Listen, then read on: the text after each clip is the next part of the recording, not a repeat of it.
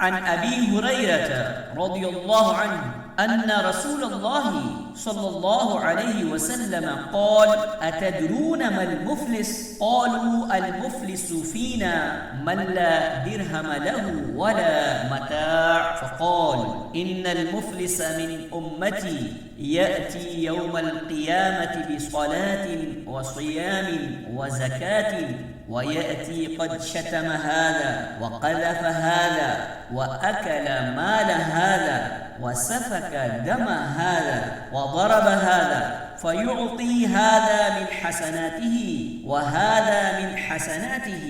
فإن فنيت حسناته قبل أن يقضى ما عليه أخذ من خطاياهم فطرحت عليه ثم طرح في النار. صحیح مسلم۔ رسول اللہ صلی اللہ علیہ وسلم نے دریافت فرمایا، کیا تم جانتے ہو کہ مفلس کون ہے؟ صحابہ نے کہا،